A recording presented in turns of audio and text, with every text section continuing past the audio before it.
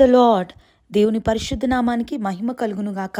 ఈ ఉదయకాల సమయంన అనుదినమన్నా అనే కార్యక్రమాన్ని వీక్షిస్తున్న దేవుని బిడ్డలారా, మీ అందరికీ నా హృదయపూర్వకమైన వందనాలు తెలియజేస్తున్నాను. ఈ ఉదయకాల సమయం దేవుడు మనకిచ్చినటువంటి వాగ్దానాన్ని చదువుకుందాం. యెషయా గ్రంథం 26వ అధ్యాయం 12వ వాక్యం. యెహోవా, నీవు మాకు సమాధానము స్థిరపరచెదువు, నిజముగా నీవు మా పక్షంన నుండి మా పనులన్నిటినీ సఫలపరచుదువు. దేవుని బిడ్డలారా, ఈ ఉదయకాల సమయంన దేవుడు మనతో చేస్తున్నటువంటి ఒక చక్కటి వాగ్దానం ఏంటంటే, నిజముగా ఆయన మన పక్షంన నుండి మన పనులన్నిటినీ కూడా ఆయన సఫలపరుస్తాడు. దేవుని బిడ్డలారా, చాలాసార్లు మనకేమనిపిస్తుందంటే, ఎవరైనా నా పక్షాన ఉంటే బాగుండు, ఈ సమస్యలో ఎవరైనా నా పక్షం వహిస్తే బాగుండు, ఈ పనిలో ఎవరైనా నాకు సహాయం చేస్తే బాగుండు, దీనిలో నుంచి నేను బయటికి రావాలంటే ఎవరైనా నా పక్షాన ఉంటే బాగుండు అని అనుకుంటూ ఉంటాం. దేవుని బిడ్డలారా, మనుషులు మనకి సహాయం చేసినా కొన్నిసార్లు మనుషుల సహాయం వలన కొంత మట్టుకు మన పనులను మనం సఫలపరుచుకుంటామేమో, కానీ దేవాది దేవుడు మన పక్షంలోనుంటే ఏ పనైనా, నువ్వు చేసేది చిన్న పనైనా పెద్ద పనైనా, ఆయన మన పనిని సఫలపరుచుతాడు. దేవుని బిడ్డలారా, కొన్నిసార్లు మనము మన పనుల విషయంలో చాలా దిగులు పడినటువంటి సందర్భాలు ఉండొచ్చు. ఉదయకాల సమయంన అది నీ వ్యాపారమైనా, నీ ఉద్యోగమైనా, నీ కుటుంబంలో జరుగుతున్న పనులేనైనా, నీ చదువైనా, నీ పొలంలో చేస్తున్నటువంటి పనులైనా, అది ఏ విషయమైనా దేవుడు నీ పక్షానుంటే నువ్వు చేసే ప్రతి పని ఆయన సఫలపరచబోతున్నాడు. దేవుని బిడ్డలారా, మనుష్యులు నా పక్షాన ఉండాలి అని నువ్వు ప్రయాసపడకు, ఎవరో నా పక్షాన నిలబడాలి అని ఆతృత పడకు, దాని కొరకు శ్రమ పడకు, కానీ దేవుడు నా పక్షాన ఉండాలి అని ప్రయాసపడు. ఎందుకంటే ఎప్పుడైతే దేవుడు మన పక్షాన ఉంటాడో తప్పకుండా మనం చేసే చిన్న పనైనా పెద్ద పనైనా, ఏ పనైనా మనం ఇంకా ఓటమిని చూడము. ప్రతి పనిలో ఆయన మనల్ని సఫలపరుచుతూ ఉంటాడు. దేవుని బిడ్డలారా, మనం గమనించినట్లయితే యోసేపు మరి ఎవరు కూడా ఆయన పక్షం వహించలేదు. ఆయన ఇంట్లో ఉన్నప్పుడు అన్నలందరూ ఆయనకు విరోధులుగానే ఉన్నారు. ఆయన మరి గుంటలో పడవేసినప్పుడు ఎవరు ఆయన పక్షాన నిలబడలేదు.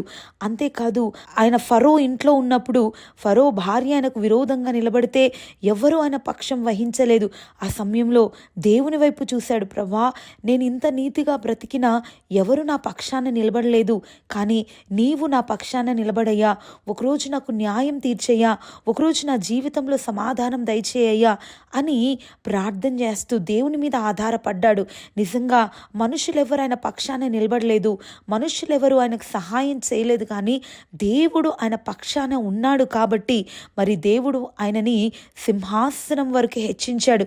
చెరసాలలో నుండి సింహాసనం వరకు అంత ఉన్నతమైనటువంటి స్థితిలోనికి దేవుడు యోసేపును తీసుకుని వెళ్ళాడు. ఎందుకంటే ఎవరు యోసేపు పక్షాన లేరు, దేవుడు యోసేపు పక్షాన ఉన్నాడు. దేవుని బిడ్డలారా, ఉదయకాల సమయంన నీ పక్షాన ఎవరు లేరని బాధపడకు. దేవుడు నీ పక్షాన నిలబడితే అన్ని విషయాల్లో దేవుడు నీకు సహాయం చేయడం మాత్రమే కాదు, ఒక ఉన్నతమైన స్థితిలో నీకు దేవుడు నేను తీసుకుని వెళ్తాడు. ఒకవేళ నీ బంధువులు నీ పక్షాన లేరా, నీ ఇరుగు పొరుగు వారు నీ పక్షాన లేరా, నీ స్నేహితులు నీ పక్షాన మాట్లాడట్లేదా, ఎవ్వరు నీ పక్షాన నిలబడకపోయినా బాధపడొద్దు.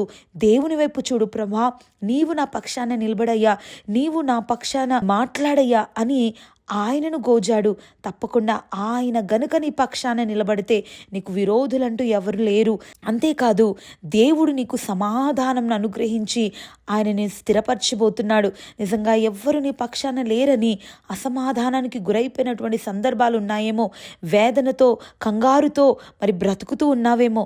దేవుని బిడ్డలారా, ఈరోజు దేవుని సన్నిధిలో, ప్రభా, ఎవ్వరు నా పక్షాన లేకపోయినా పర్వాలేదు, నీవు నా పక్షాన ఉండయ్యా అని ప్రార్థన చేసుకోగలిగితే ఆయన తప్పక నీ పక్షాన నుండి నీ పనులన్నిటిలో ఈ రోజు నుంచి నువ్వు చేసే ప్రతి పనిలో దేవుడు నీకు సక్సెస్ని దయచేయబోతున్నాడు. దేవుడు నిన్ను సఫలపరచబోతున్నాడు. దేవుడు నిన్ను ఉన్నతమైన స్థితికి తీసుకుని వెళ్ళబోతున్నాడు.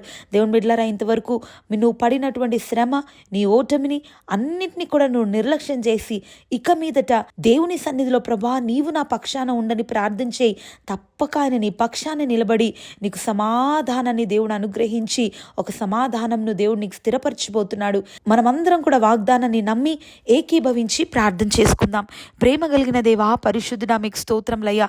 ఇదిగో ప్రభువా, అయ్యా మీరు మా పక్షాన ఉండి మా పనులన్నిటినీ సఫలపరుస్తానని వాగ్దానం చేశావు.